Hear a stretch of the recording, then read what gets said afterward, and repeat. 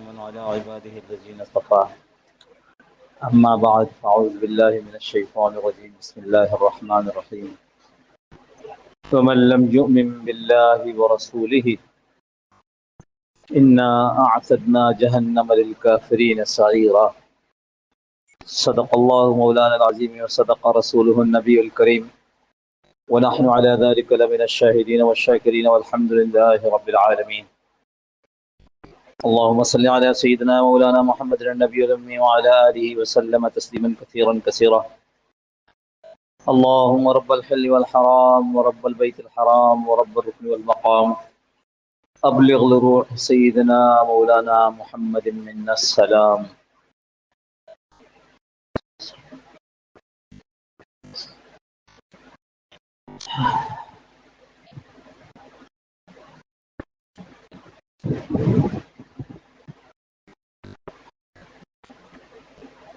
بزرگان محترم،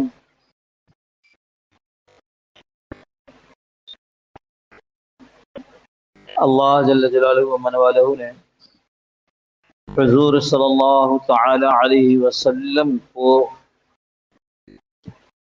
میرے اور آپ کے لیے اور ساری کائنات کے لیے رحمت بنا کر بھیجا. حضور صلی اللہ تعالی علیہ وسلم کے احسانات ہم پر اتنے ہیں کہ اگر 24 گھنٹہ حضور صلی اللہ تعالی علیہ وسلم کی مدحت کی جائے، آپ صلی اللہ علیہ وسلم کی تعریف کی جائے، آپ صلی اللہ تعالی وسلم کا ذکر کیا جائے تو وہ کم ہوگا. آدمی دنیا میں جتنا کما لے، جتنا جی لے، جتنا اڑا لے، قبر میں تو اس سے یہی سوال ہونا ہے کہ یہ کون ہے، یعنی محمد صلی اللہ تعالی علیہ وسلم. اور یہ جواب نہ ملا تو آدمی مارا جائے گا. آج کل تو ویسے بھی موسم چل رہا ہے ذکر رسول کا. میں نے موسم کیوں کہا کہ جب سردی کا موسم آتا ہے تو کسی کو کہنے کی ضرورت نہیں پڑتی کہ سویٹر پہنو. امیر اپنے اعتبار سے خوب مضبوط کوٹ اور جانے کیا کیا، اور غریب اپنے اعتبار سے اگر پتلا سویٹر نہیں تو کوئی چادر ہی اوڑھ لے گا. موسم آتے ہیں تو کسی کو کہنے کی ضرورت نہیں پڑتی. ربیع الاول کا مہینہ ہم نے ذکر رسول کا موسم بنا لیا، حالانکہ یہ موسمی چیز نہیں ہے. اس کو ہمیشہ یاد رکھیے گا. رسول اللہ صلی اللہ تعالی علیہ وسلم کا مبارک ذکر جب بھی جہاں بھی جو بھی کرے گا اللہ کی رحمت کا باعث بنے گا. بلکہ ہمارے بڑوں نے تو ہمیں یہ سکھایا. میں حضرت مولانا سلیم خان صاحب رحمۃ اللہ علیہ ہمارے استاد، ان کی بات کرتا ہوں. فرماتے تھے کسی کا کوئی مسئلہ اٹک جائے، کوئی پریشانی آ جائے جو ختم نہ ہو رہی ہو، تو وہ درود شریف کی کثرت شروع کر دے، اللہ اس کی برکت سے اس کا مسئلہ حل کر دیں. تو نبی کے ذکر کے لیے کسی موقع کی ضرورت نہیں ہے. یہ ایک بات سمجھیے گا. اور دوسری بات بھی سمجھیے گا کہ نبی صلی اللہ تعالی علیہ وسلم کا ذکر صرف ان کی ولادت میں نہیں ہے کہ اگر ان کی پیدائش کا ذکر کریں گے تو رحمت ہوگی، ان کی جوانی کا ذکر کریں گے تو رحمت نہیں ہوگی. ایسا نہیں ہے. آپ صلی اللہ تعالی علیہ وسلم کی پیدائش کا ذکر، آپ صلی اللہ تعالی وسلم کی بچپن کا ذکر، آپ صلی اللہ تعالی وسلم کی جوانی کا ذکر، آپ صلی اللہ تعالی علیہ وسلم کے بڑھاپے کا ذکر، یہاں تک کہ آپ صلی اللہ تعالی علیہ وسلم کے دنیا سے پردہ فرمانے کا ذکر جو بھی کرے گا وہ باعث رحمت ہے. سمجھ میں آئی بات؟ ایک بات. دوسری بات یہ کہ ہم جو ممبر پر بیٹھ کر بات کرتے ہیں تو ہم تو حضور صلی اللہ تعالی علیہ وسلم کی بتائی ہوئی باتوں کا، قرآن کا اور حدیث کا ذکر کرتے ہیں. یہ دراصل اللہ کے نبی صلی اللہ علیہ وسلم ہی کا ذکر ہے. یہ ضرور ہے کہ ہم یہ نہیں کہتے کہ نبی کریم صلی اللہ تعالی علیہ وسلم کی سیرت میں یہ واقعہ آیا ہے اس لیے ایسا کرو. ہم کیا کہتے ہیں؟ سچ بولو کہ نبی صلی اللہ علیہ وسلم کی حدیث یہی کہتی ہے. تو یہ تو ذکر رسول ہے یا اس سے ہٹ کر ہے کچھ؟ اس لیے اپنے ذہنوں کو صاف رکھیے، مطمئن رکھیے، دنیا کا کوئی مسلمان ایسا نہیں ہے جس کو رسول صلی اللہ تعالی علیہ وسلم کی دنیا میں آمد کی خوشی نہ ہوئی ہو۔ دنیا میں کوئی مسلمان جو اللہ کے نبی صلی اللہ علیہ وسلم کا نام لیوا ہے، ممکن نہیں ہے کہ اللہ کے نبی صلی اللہ علیہ وسلم کی آمد کی اس کو خوشی نہ ہوئی ہو۔ ہاں، یہ اور بات ہے کہ آمد کی خوشی میں ہم خوشی اس طرح منائیں جیسے برادری والے اپنے بچے کی پیدائش پہ خوشی مناتے ہیں، ڈب ڈب ڈب ڈب ڈھول بجا رہے ہیں، ناچ رہے ہیں، کود رہے ہیں، نہیں کرتے نا؟ کیوں نہیں کرتے؟ یہ نبی صلی اللہ علیہ وسلم کی شان کے لائق نہیں ہے۔ نبی صلی اللہ علیہ وسلم کی شان کے لائق کیا ہے؟ نہ میں فیصلہ کروں گا، نہ آپ فیصلہ کریں گے۔ نبی صلی اللہ علیہ وسلم کی شان کے لائق وہ ہے جو نبی صلی اللہ علیہ وسلم نے خود کر کے دکھایا ہے۔ پوچھا گیا اللہ کے رسول صلی اللہ تعالی علیہ وسلم، آپ پیر کا روزہ کیوں رکھتے ہیں؟ فرمایا میں پیر کا روزہ اس لیے رکھتا ہوں کہ یہ میری پیدائش کا دن ہے۔ سمجھ میں آ گیا؟ اللہ کے نبی صلی اللہ علیہ وسلم کی پیدائش کا دن جس کو خوشی ہے وہ اپنے اوپر عبادت کو مزید لے لیتا ہے۔ بھائی روزہ عبادت ہے، لیکن روزہ فرض تو رمضان میں ہے۔ ایام 20 یہ جو مہینے کے 3 دن کے بیچ کے روزے ہیں ان کی فضیلت بیان کی گئی ہے، لیکن جو آدمی یہ کہتا ہے کہ مجھے حضور صلی اللہ تعالی وسلم کی آمد کی خوشی ہے، اس کو حضور صلی اللہ تعالی وسلم والی خوشی منانی چاہیے ہر پیر کا روزہ۔ میں کیوں کہہ رہا ہوں؟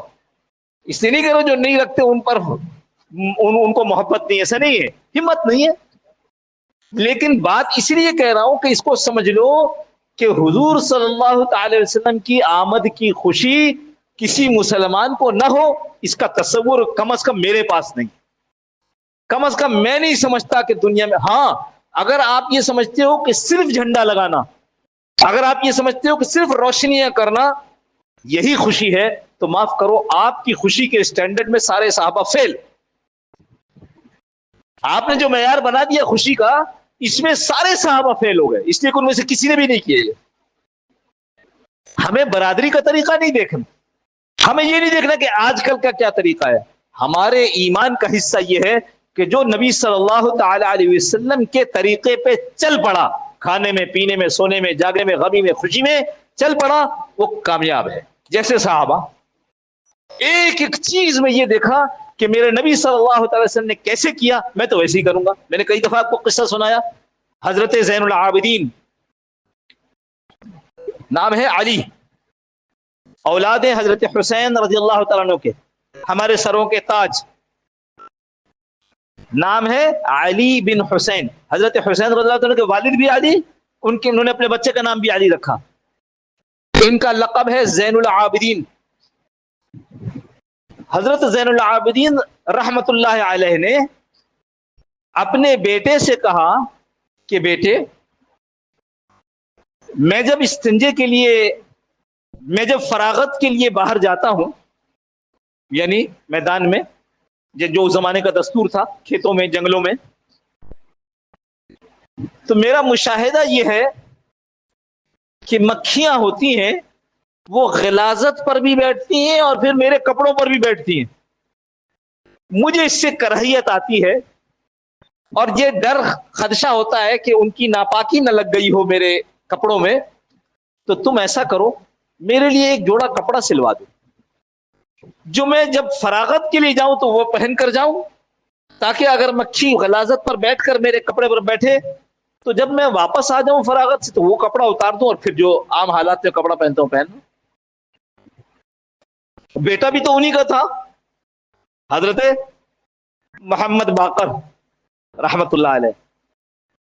ہم اہل سنت والجماعت لفظ امام صرف فقہ کے امام پر استعمال کرتے ہیں۔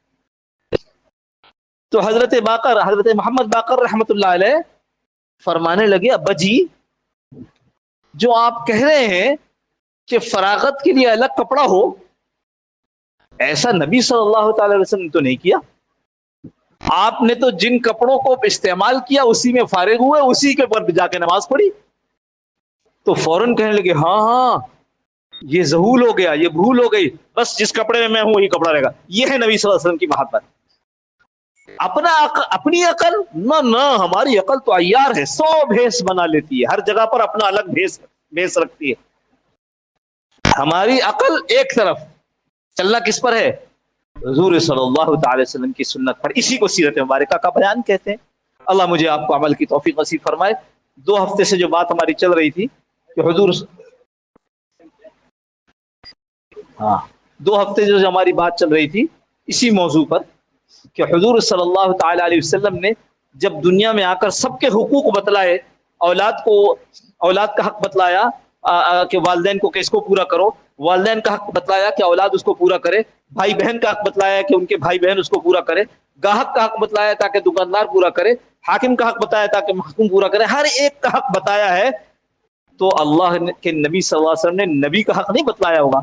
اب یاد کیجئے 2 جمعہ پہلے یہ بات تفصیل سے ہوئی ہے، لہذا حضور صلی اللہ تعالی علیہ وسلم نے جو حقوق بیان فرمائے ہیں ان میں سے چند کا بیان چل رہا تھا، اور چونکہ موقع ختم نبوت کا تھا تو اس لیے میں نے یہ حق حضور صلی اللہ علیہ وسلم کی ختم نبوت کے یہ پہلے 2 جمعوں میں بیان کر دیا۔ اب آج ہم ابتدا سے چلتے ہیں۔ حضور صلی اللہ تعالی علیہ وسلم کی حقوق میں سب سے پہلا حق آپ صلی اللہ تعالی وسلم پر ایمان لانا ہے۔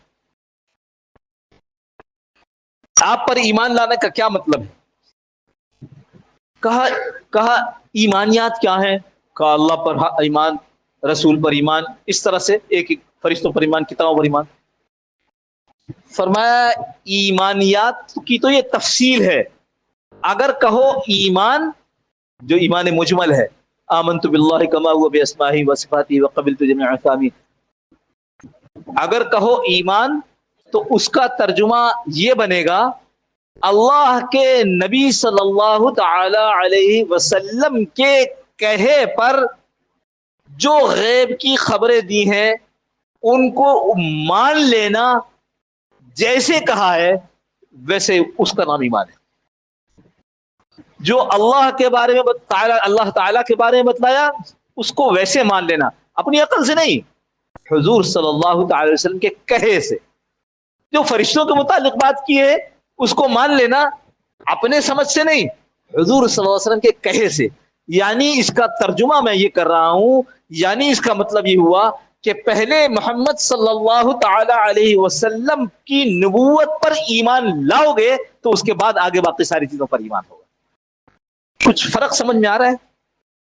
اگر نہیں آ رہا تو پھر مجھ سے پوچھ لیجیے گا نماز کے بعد، لیکن امید ہے کہ جتنی کھول کر یہ بتلا رہا ہوں یہ ایسے ہے جیسے مثال دے چکا ہوں پہلے کہ ایک بوڑھا آدمی ہے، وہ بھی چاند دیکھنے والوں کی لائن میں کھڑا ہو گیا، سب کو نظر آ گیا، اس آدمی کو نظر نہیں آیا، وہ کہہ رہا بھائی مجھے تو نظر نہیں آ رہا، وہ کہہ رہے دیکھو بھائی فلاں دیکھو، ادھر دیکھو یہ کھمبا ہے، اس کھمبے کے اوپر سیدھا سیدھا دیکھو، کل مجھے نظر نہیں آ رہا۔ تو ایک دوسرا آدمی آتا ہے، وہ کہتے ہیں نہیں آپ تھوڑا سا اور پیچھے ہو جائیے، دیکھو پہلے یہ درخت نظر آ رہا ہے، ہاں اس کے برابر میں کھمبا ہے، ہاں اس کھمبے کے اوپر دیکھو، ہاں تم صحیح کہہ رہے تھے، تم صحیح کہہ رہے تھے، اب نظر آ گیا۔ اس نے چاند دکھانے والے کو صحیح نہیں کہا، کیونکہ اس کی خبر پر اس نے یقین نہیں کیا کہ چاند ہو گیا، اس نے اپنی نظر پر یقین کیا۔ اب اس بات کھل گئی، جو محمد صلی اللہ علیہ وسلم کی خبر پر یقین کرتا ہے وہ ایمان ہے، جو اپنی نظر پر یقین کرتا ہے ایمان نہیں ہے، وہ اس کی نظر پر ایمان ہے۔ وہ عورت اللہ کے رسول صلی اللہ علیہ وسلم، بلکہ اللہ کے رسول صلی اللہ علیہ وسلم اس عورت کو حوصلہ دے رہے تھے، تسلی دے رہے تھے کہ تیری بیٹی کا انتقال ہو گیا، کوئی بات نہیں، وہ اس وقت جنت میں کھیل رہا ہے، اور پھر فرمایا تو کہے تو میں تجھے دکھا دوں کہ جنت میں کھیل رہا ہے۔ وہ عورت کہتی نہ ماں ہے، نہ مجھے نہیں دیکھنا، اس لیے کہ میری نظر تو جھوٹی ہو سکتی ہے، آپ کی خبر جھوٹی نہیں ہو سکتا ہے میرے گناہوں کی وجہ سے مجھے نظر نہ آئے، لیکن آپ صلی اللہ علیہ وسلم پر ایمان لانے کا مطلب یہ کہ جو خبر آپ نے دے دی، جیسی دے دی، جس کے متعلق دے دی اور جب دے دی، کیا ہے؟ سچی ہے۔ اللہ کے رسول پر ایمان لانا یہ ایسا ہی ہے کہ جب ان پر ایمان لاؤ گے تو بقیوں کا ایمان معتبر ہوگا۔ ایک آدمی کہتے میں اللہ پر ایمان لایا، محمد صلی اللہ علیہ وسلم کو نبی نہیں مانتا، وہ آدمی کا ایمان معتبر نہیں ہے۔ وَمَن لَّمْ، یہ جو قرآن پاک کی آیت میں نے تلاوت کی، وَمَن لَّمْ يُؤْمِن بِاللَّهِ وَرَسُولِهِ إِنَّا أَعْتَدْنَا لِلْكَافِرِينَ جَهَنَّمَ سَعِيرًا، جو لوگ ایمان نہیں لاتے اللہ پر اور اس کے رسول پر صلی اللہ تعالی علیہ وسلم، آگے فرماتے ہیں ان کافروں کے لیے، یعنی جو لوگ پر ایمان نہیں لاتے ان کو کافر کہا گیا، ان کافروں کے لیے بھڑکتی ہوئی جہنم ہے، یعنی بھڑکتی ہوئی آگ ہے۔ یہ ایک فیشن چل پڑا ہے ہمارے عقل پرستوں کا اور ہمارے جدید دور کے ادھر ادھر کے دانشوروں کی بات سننے اور اس کو ماننے والوں کا، کہ کوئی بات نہیں، یہ آدمی اللہ پر تو ایمان رکھتا ہے نا، ہم کیوں کہتے ہیں یہودی جہنم میں جائیں گے، ہم یہ کیوں کہتے ہیں عیسائی جہنم، اللہ پر تو ایمان رکھتے ہیں نا تو بس ٹھیک ہے۔ نہ نہ نہ نہ نہ نہ، اس کی گنجائش نہیں ہے۔ اللہ پر اور اس کے رسول پر، دونوں پر ایمان یہ ایسا ضروری ہے کہ گویا جنت میں جانے کا ٹکٹ ہے۔ اور خود حضور صلی اللہ تعالی علیہ وسلم نے حدیث مبارکہ میں اس بات کو فرما دیا کہ والذی نفس محمد بیدہ، اس میں اشکال ہوتا ہے کہ وہ جس کے قبضے میری جان ہے، نہیں، یہاں کہا قسم ہے اس ذات کی جس کے قبضے میں محمد کی جان ہے صلی اللہ علیہ وسلم۔ انسانوں میں سے، تم لوگوں میں سے جو یہودی اور نصارہ ہیں، اگر وہ میری خبر کو سن لیں کہ میں مبعوث ہو گیا ہوں، میں دنیا میں آیا ہوں، اور پھر میری لائی ہوئی شریعت پر ایمان نہ لائے تو وہ جہنمی ہوں گے۔ کس نے فرمایا؟ حضرت صلی اللہ تعالی وسلم نے ارشاد فرمایا۔ اس بات کی کوئی گنجائش نہیں ہے جس کی بات آج کل جس کا چرچا کیا جاتا ہے کہ نہیں ایسا نہیں، کسی کو کافر نہ کہو۔ نہ، اگر کوئی محمد صلی اللہ علیہ وسلم پر بحیثیت نبی کے ایمان نہیں لاتا اور ان کو اچھا انسان، اچھا ریفارمر اور پتہ نہیں کیا کیا ان کی تعریفیں کرتا ہے، لیکن ایمان نہیں ہے، پھر اس کا ایمان معتبر نہیں ہے۔ اللہ رب العزت نے فرما دیا ان کو کافروں کے فہرست میں رکھ کر ان کے لیے بھڑکتی ہوئی آگ ہے۔ اللہ مجھے بھی اس کی سمجھ نصیب فرما دے، اور عام لوگوں کو جو اس فتنے میں پھنس رہے ہیں، اللہ ان کو بھی اس فتنے سے نکال دے۔ آخر دعوانا الحمدللہ۔